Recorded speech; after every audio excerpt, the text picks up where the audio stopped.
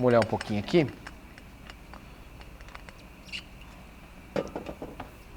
Fica mais fácil de apagar e não faz esse barulhinho.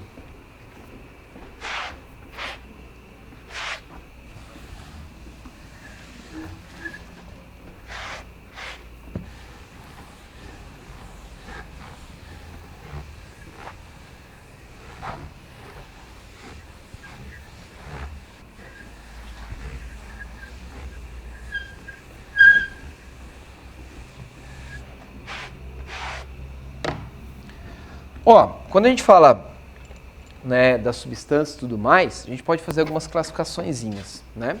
Então a gente pode classificar assim, ó. Substância pura,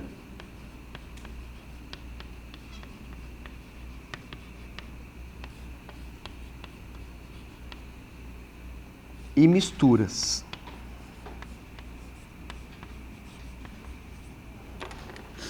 Então, o que seria uma substância pura?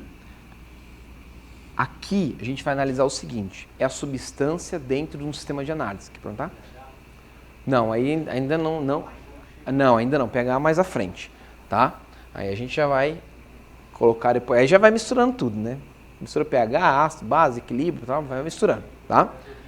Aí vai ficando da hora.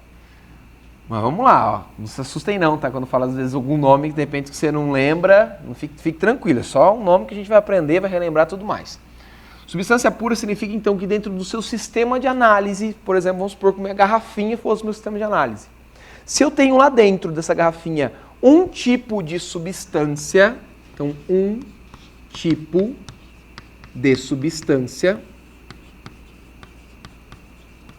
eu vou dizer, portanto, que essa substância é pura. Então, olha, aquilo que eu falei no começo da aula, essa pura não tem a ver com pureza, mas sim que dentro do meu sistema eu só tenho um tipo de substância. Claro, na minha garrafinha lá eu tenho água mineral, não é uma substância pura. Por quê? Porque é água e minerais. Então, você tem uma mistura aqui dentro. Agora, se eu tivesse só molécula de H2O, aí sim eu teria uma substância pura. Se eu tivesse só moléculas de etanol, aí eu tenho uma substância pura. Agora, se eu tiver etanol e água, mistura. Então, quando eu tenho um tipo de substância dentro do sistema de análise, substância pura. Quando eu tenho dois ou mais tipos de substância, eu tenho uma mistura. Beleza? Bem simples a ideia. Eu só não quero que vocês confundam com isso daqui, ó. Quando eu falo da substância em si, então, ó, aqui é dentro do sistema de análise, tá? Então, o tipo de substância dentro do sistema de análise. O sistema de análise, né, é tudo aquilo que eu estou analisando dentro de um limite. Então, por exemplo, minha garrafinha é meu sistema de análise, tudo está dentro dela. Então, o limite é o formato dela, tudo está dentro dela que eu estou analisando. Né? Imagina que nosso sistema de análise é a sala de aula. Então, esse caixote aqui é o nosso sistema de análise. Tá certo? E se tem dois ou mais tipos de substância dentro do sistema de análise, você tem uma mistura. Agora, quando eu falo da substância em si, tá? Quando eu pego essa substância aqui, ó, ou essa daqui, eu posso diferenciá-las da seguinte maneira. Eu posso classificar a substância agora como substância simples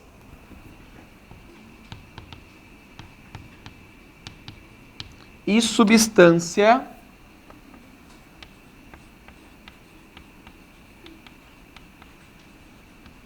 composta.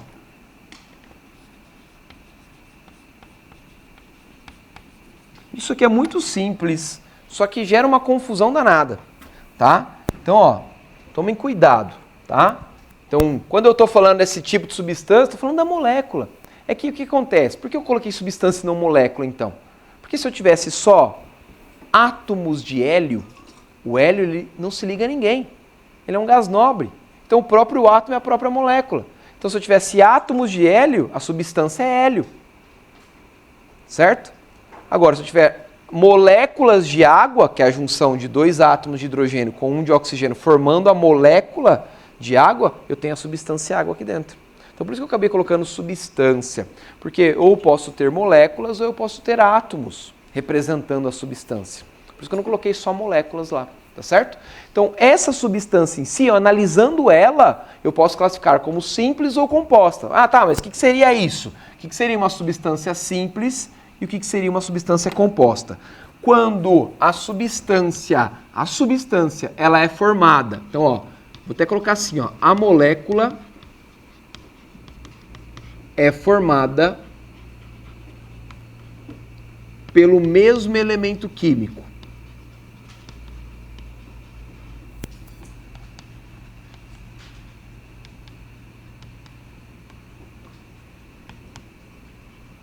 Inclusive, qual que é a diferença de um átomo para um elemento? Vocês sabem? Eu falar que eu tenho um átomo de carbono e eu falar que eu tenho um elemento carbono, é diferente? É diferente. Isso, é isso mesmo. Um átomo, estou falando de um átomo. Peguei um átomo de carbono, tá lá. Então é esse átomo, que ele vai ter o número de prótons, vai ter o número de nêutrons, que vai dar uma massa. Então aquele átomo de carbono, vamos supor que ele tem massa 12, é aquele átomo, ponto, acabou. Quando eu pego agora vários átomos de carbono, inclusive não tem átomos de carbono com uma única massa, porque existem o tal dos isótopos, ou seja, eu tenho de massa 12, de massa 13, de massa 14. Quando eu falo, tem diferença o 12, 13, 14? Em relação a propriedades químicas, não. Algumas propriedades físicas, sim, por causa de radioatividade, tá? Mas quando eu falo de átomo, né, massa 12, 13 ou 14, estou falando do átomo em si, um átomo, estou analisando o átomo. Quando eu falo do elemento carbono, estou falando da junção desse monte de carbono. Então o elemento carbono ele não muda. Ou seja, o carbono que compõe a substância que minha pele tem as mesmas características que o carbono que está no carvão lá da sua casa. Ou seja, o elemento carbono, todos os átomos de carbono, têm as mesmas propriedades. Tá certo? Agora, claro, se eu estiver falando exatamente do átomo que está aqui na minha pele, estou falando do átomo em si. Agora, se eu falar do carbono, aí eu falo elemento carbono, daí eu estou incluindo qualquer carbono da natureza, porque eles têm todas as mesmas propriedades químicas, tá? Iguaizinhos, tá certo?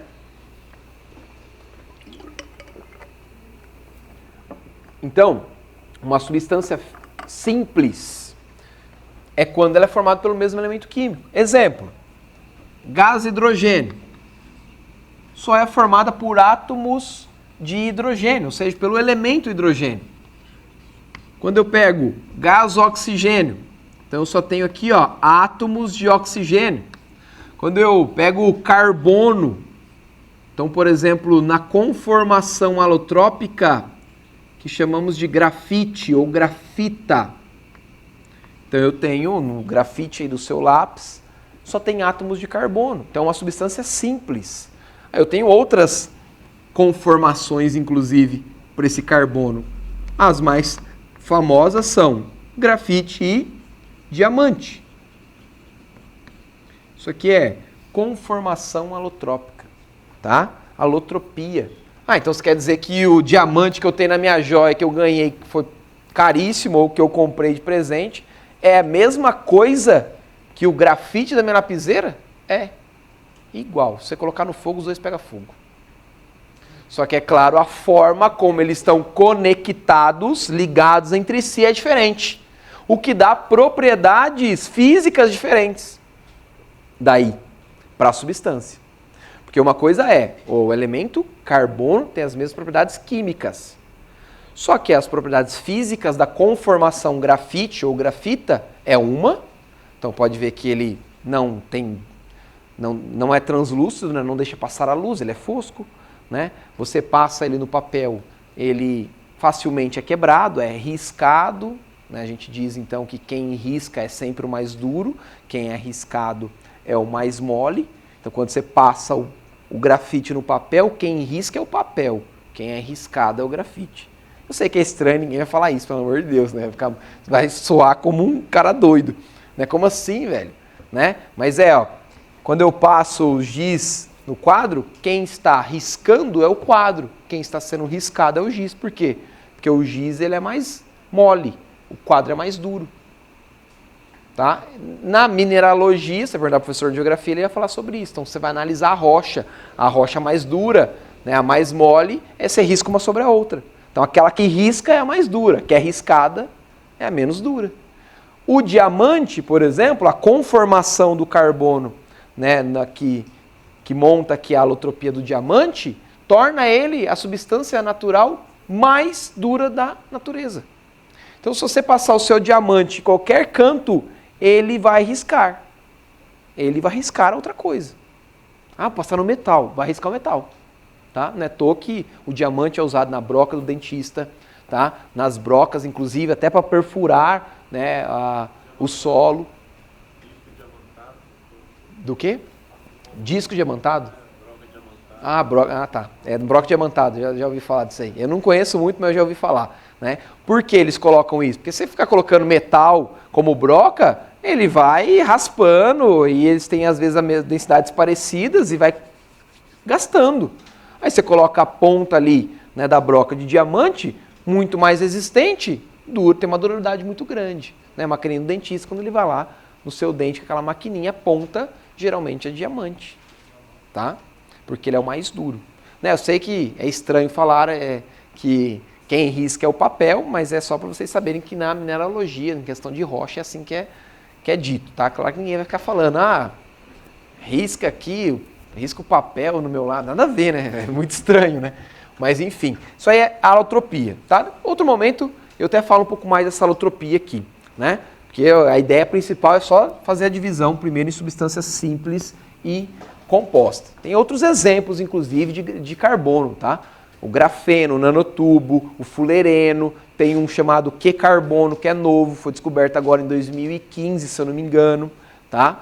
Então, tem o enxofre rômbico, monoclínico, fósforo branco, vermelho, e assim vai indo, tá? Tem uma infinidade. Mas, ó, só para ficar claro, então o que é uma substância simples? Aquela que é formada pelo mesmo elemento químico. H2, O2, carbono, só ferro. Por exemplo, eu tenho lá o ferro metálico. Então, substância simples. Tá? Agora, quando essa substância era formada por dois ou mais tipos de elementos, então dois ou mais tipos de elementos, aí temos uma substância composta. Exemplo, molécula de água. Poxa, a molécula de água é formada pelo elemento hidrogênio e oxigênio. Então você tem dois tipos, CO2, carbono e oxigênio, H2SO4, que é o ácido sulfúrico. Você tem hidrogênio, você tem enxofre, você tem oxigênio. Então tem dois ou mais tipos de substâncias que formam, de elementos que formam a substância composta. Então, ó, percebam que substância pura tem a ver então com sistema. Um tipo de substância pode ser ela simples ou composta. Então, se eu tenho dentro do meu sistema de análise só gás hidrogênio, eu tenho uma substância pura. Por quê? Um tipo de substância aqui dentro. Essa substância, ela é simples ou composta? Por ser o H2 e ter o mesmo elemento, simples. Eu só tenho aqui na minha garrafinha H2O. Então, eu tenho uma substância pura. Por quê? Porque eu só tenho um tipo de substância aqui dentro, água. Essa substância água, como ela é formada por dois elementos, então ela é classificada como uma substância composta. Então são coisas diferentes, tá? Toma um pouco de cuidado com isso daí, porque confunde mesmo, né? Apesar de ser bem simples, chega na hora da prova, de repente, né, confunde uma coisinha muito bobinha, muito simplesinha, tá? E não pode perder ponto nessa parte inicial que a gente está retomando aqui, tá? Essa parte inicial, vocês estão vendo que é bem tranquilinha. Pode perder ponto, claro, né?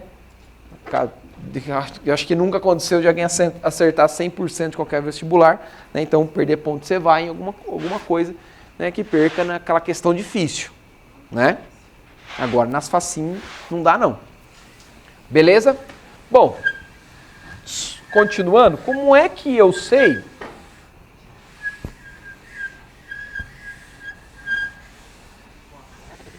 Duro, né? É que é novo o apagador.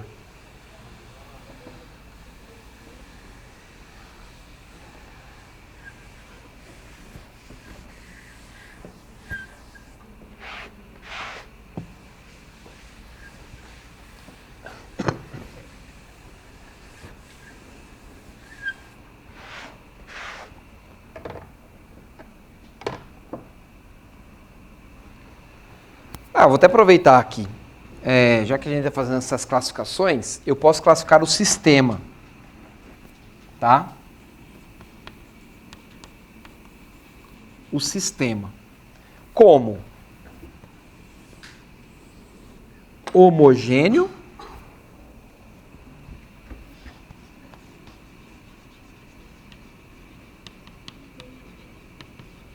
Ou heterogêneo.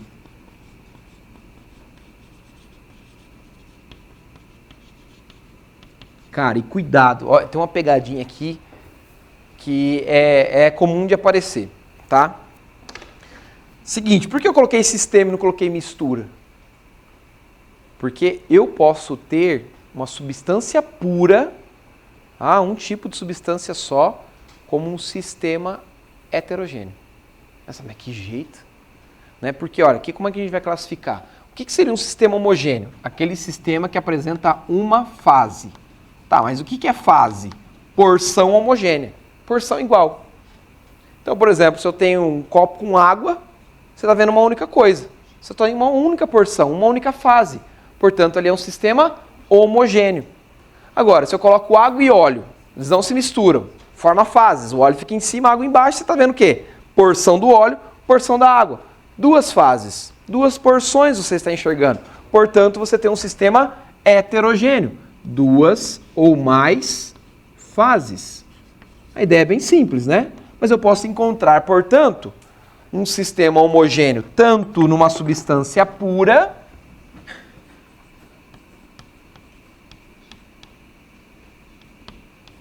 quanto numa mistura.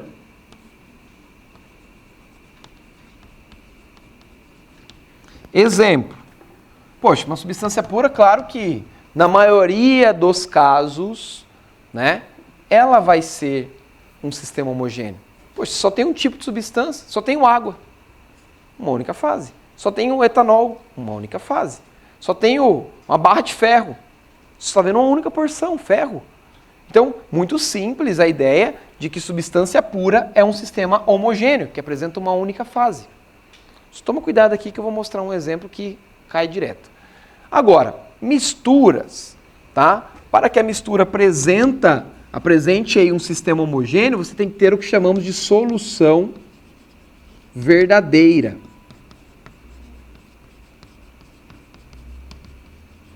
Tá, mas o que é solução verdadeira? A gente vai dividir em 3 partes, tá?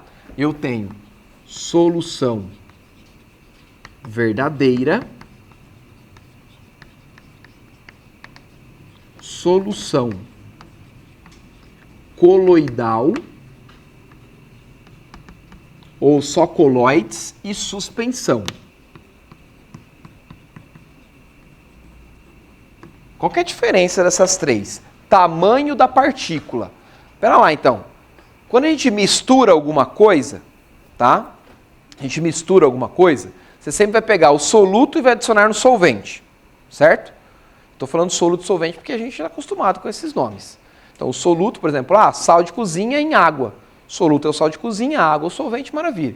De um modo geral, devemos chamar de disperso e dispersante. Tá? Então, o disperso seria o soluto, o dispersante seria o solvente. Então, eu adiciono o disperso para ser dispersado no dispersante. Então, o dispersante dispersará o disperso. Tudo isso muito estranho, mas seria soluto será solubilizado no solvente ou o solvente solubilizará o soluto. Claro que a ideia de soluto e solvente é muito mais comum e muito mais fácil de a gente lembrar. Mas se aparecer algum dia disperso e dispersante, não se assuste. Disperso é a mesma coisa que soluto, dispersante é a mesma coisa que solvente. Beleza?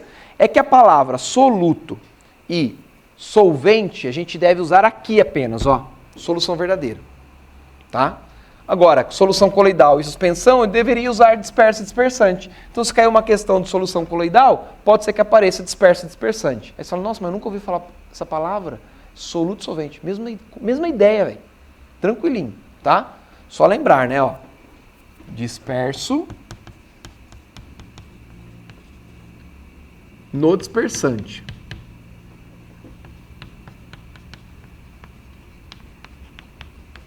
Aí aqui seria soluto e aqui seria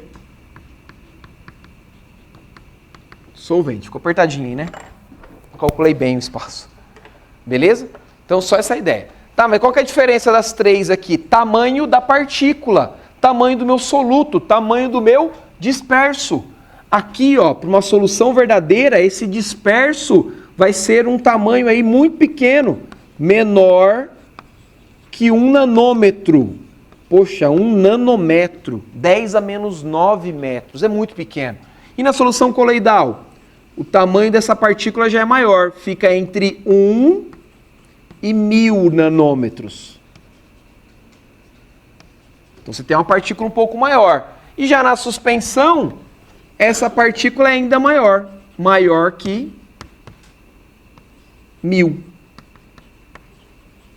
Tá, mas qual que é a diferença dessas três? Rapidão aqui, ó, só para vocês pegarem a ideia, tá? Quando você tem uma partícula do soluto menor que 1 nanômetro, você não consegue enxergar de jeito nenhum, nem usando um microscópio eletrônico. Então aqui você tem um sistema homogêneo. Tá, mas e se eu tenho uma solução coloidal, que a partícula fica entre 1 e 1000? Aí você também não vai enxergar com os seus olhos. Você não vai conseguir ver, porque é muito pequeno. Mas se você usar um microscópio eletrônico, que é ele mais avançado, você vai conseguir ver. Mas se você consegue ver utilizando um equipamento, você consegue fazer uma classificação da substância, né? Da mistura. Então aí você tem uma mistura com um sistema heterogêneo aqui. Ah, então uma solução coloidal, mesmo eu não enxergando com os meus olhos, dá um exemplo de solução coloidal aí: leite, sangue, gelatina, nuvem, fumaça, chantilly, queijo. Tudo é exemplo de coloide. Eu não vejo diferença no leite, mas se eu colocar um microscópio eletrônico, eu vou ver gotículas de gordura dispersa na água, em maior proporção. Claro que tem outras coisas, mas em maior proporção. Fumaça, eu não vejo uma coisa só. Mas se eu conseguir pegar um microscópio eletrônico, eu vou ver partículas sólidas dispersas no ar. Fumaça. Nuvem, gotículas de água dispersas no ar. E aí uma das características dos coloides é o efeito Tyndall, né, e o movimento browniano. O movimento browniano é aquele mesmo que Einstein usou para provar a existência do átomo em 1900 e pouquinho. Tá? Que é quando joga pólen na água, o pólen ele se mistura naquela quantia de água que você tem, sem agitar, sem fazer nada. Por quê? Porque as moléculas estão sempre se movimentando. Então aqui no ar, que eu falei, se eu espirrar um perfume, o que acontece? O perfume se mistura. Por quê? Porque as moléculas estão sempre se movimentando. Se eu dou uma gotinha de corante num copo, num balde com água, o que acontece daqui a pouco? Né, vamos pensar, uma gotinha de corante num copinho de água. Daqui a pouco está o copinho inteiro com a cor do corante. Sem você ter que agitar. Se você pega o Toddy ou o Nescau, dá uma colheradinha lá no seu leite, sem agitar ele vai se misturar. Demora, né? Eu sei, demora um pouquinho mais, mas sem agitar ele vai misturar. Tá? Por quê? Porque as moléculas estão em movimento. Então esse movimento, né, atribui-se aí a um cientista chamado Brown, que fez esse experimento com o pólen, tá? Então por isso de movimento browniano. E o que é o efeito Tyndall? O efeito Tyndall é quando a gente emite a luz e a luz sofre desvios por bater nessas pequenas partículas que são invisíveis. Dá uma olhada, desculpa o pessoal que está aqui na frente, tá? Mas ó, vocês estão vendo a fumacinha, não estão? Por quê? Porque a luz está incidindo sobre as partículas sólidas aqui do giz. E está sofrendo desvio, então você vê o feixe da luz. Não é à toa que na balada tem que soltar fumacinha. Se não tiver fumacinha, você não vê o laser. Aquela dança das luzes bonitas da balada, você não vê nada. Você vai ver um laser, uma luz saindo lá do laser e batendo na parede.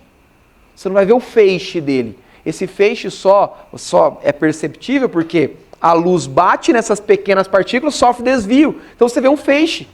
Quando você acorda de manhã, vê aquela luz do sol, porque o sol está nascendo, está batendo nas gotículas de água da nuvem, que é um coloide, você vê o feixe da luz. Coisa linda. Por isso que você não pode ligar a luz alta numa neblina muito intensa. Por quê? Quando você liga a luz alta, mais luz você está emitindo, mais luz será refletida. Você tem um monte de gotícula, aí vê aquele paredão branco, o que acaba prejudicando a sua visão, porque quanto mais luz entra, se eu olho para a luz aqui, ó, o que acontece com a minha pupila? Diminui. Capta menos luz, né? Porque muita luz, pupila aberta, é igual a câmera, né? Abre lá o obturador, capta mais luz. Diminui o obturador, capta menos luz. E aí você vai perder um pouco ali da visão, né? Por isso que eles falam, não ligue a luz alta numa neblina. Claro, se a neblina estiver de boinha, tudo bem, né? Mas uma neblina muito pesada, você está na serra, você não vai ligar a luz alta, porque você vira um paredão branco. E aquela luz fica voltando no seu olho, o que vai prejudicar, vai te cansar, tudo mais, tá? Então, ó, sistema heterogêneo.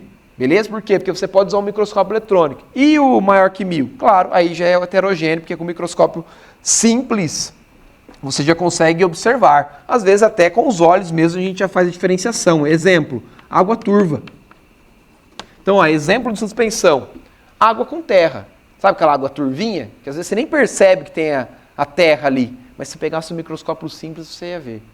Exemplo de coloide. Leite, chantilly, nuvem, fumaça, aquele vidro, aqueles vitrais de igreja coloridos, aqueles são pigmentos sólidos que dão cor ao vidro, tá? Também é um exemplo de coloide. Solução verdadeira, agora eu tenho que ter uma partícula muito pequena, mas que partícula será essa? Açúcar, sal, sais em gerais. Então quando eu coloco o sal, NaCl na água, acontece separação, Na+, Cl-. Pô, é tão pequeno o íon Na+, Cl- que nem com o microscópio eletrônico você vai ver. Então aí, ó, você não vê nada, você vê uma única fase. Se você vê uma única fase, sistema homogêneo. Sabe como você diferencia? Por exemplo, solução verdadeira coloidal, se eu deixo um copo com sal ou com açúcar parado, vai para o fundo o sal ou o açúcar? Ó, vamos imaginar a situação que você adicionou uma pitada de sal, uma pitada de açúcar, tá? Você não exagerou, não gerou aquele corpo de fundo, porque você sabe que quando você vai adicionando, por exemplo, sal, chega uma hora que aquela quantia de água não consegue mais dissolver, né? Aí vai ir para o fundo. Não é essa situação que a gente quer aqui. Você tem um copinho com água, deu uma pitada de sal, deixou parado. 1 ano. Você vai chegar lá, vai estar o sal no fundo? Não. Não precipita. Não decanta. Nem se eu forçar, nem se você colocar numa centrífuga, aquele sal não vai para o fundo, nem aquele açúcar vai para o fundo. Não vai para uma solução verdadeira. Ele não decanta de maneira alguma. Tá aí uma solução coloidal. Por exemplo, o sangue, ele decanta sozinho? Também não. Mas se você forçar, ele decanta.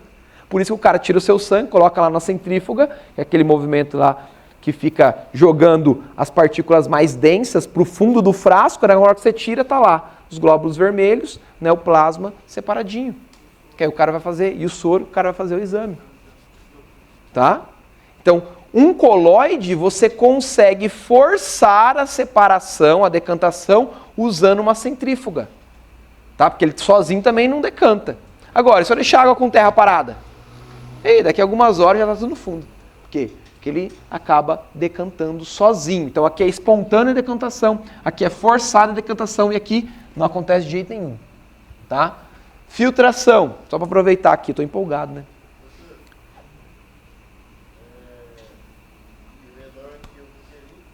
Menor que 1 nanômetro, tá? Aqui é entre 1 e 1000 e aqui maior que 1000, tá bom? Então, ó, filtração. Por exemplo, uma solução verdadeira, você não consegue filtrar de jeito nenhum. Cara, se eu adocei a água para fazer meu café, pode passar quantas vezes você quiser no filtro. Vai passar água junto com açúcar. Por quê? Porque a partícula de açúcar é tão pequena que ela vai passar pelo filtro, né? Ah, e se eu tiver filtros especiais? Também não passa. Tem um caso ali para você separar, por exemplo, o sal da água, que é usando a osmose. Aí a gente vai estudar isso mais à frente, é um outro método, tá? Que a gente consegue fazer essa separação, né? Usando pequenos tubinhos e tudo mais, a máquina é bem complexa. Já numa solução coloidal, você consegue até filtrar, mas você tem que usar um filtro especial, não é aquele filtro que você tem para coar o café, né? Ou o filtro de laboratório que você vai fazer a separação, não vai, tá? Ah, quero filtrar meu sangue, não vai dar, tá? Você vai ter que usar um filtro especial, então por isso que é muito mais barato colocar na centrífuga e é assim que os caras fazem lá na clínica de análise. Tá? E agora se eu filtrar, por exemplo, água com terra, facinho, uma suspensão você filtra tranquilamente aquele filtro simples, tá bom? Então só para aproveitar. Então, ó, só para ficar claro, né, você vai ter um sistema homogêneo por uma mistura quando você tiver uma solução verdadeira, água e sal, água e açúcar, tá bom? Qualquer sais. Agora, heterogênea, você pode ter um sistema heterogêneo numa substância pura Vou marcar um asterisco bem grandão aqui, para vocês tomarem cuidado. E é claro, numa mistura, que inclusive é muito comum, que é uma mistura... Só para terminar isso aqui, é bem rapidinho, 30 segundos, não vou tomar o tempo de vocês, tá? Exemplo de substância pura. Quando você tem só água, mas em dois estados físicos diferentes. Exemplo. Coloco água líquida, tem uma água líquida lá, ó, bonitinho, H2O, líquido. Aí eu coloco umas pedrinhas de gelo. Ou seja, é água, não é? Só que é água no estado físico sólido. Aqui dentro desse sistema, você só tem o quê? H2O. Portanto, aqui nesse sistema, você só tem um tipo de substância, água, substância pura. Só que você tem a fase da água líquida e a fase da água sólida. Se você está vendo duas fases ou mais, você tem então um sistema heterogêneo. Cara, cuidado com isso daqui, tá? Porque ele coloca dois estados físicos diferentes para a mesma substância. E aí você tem um único componente.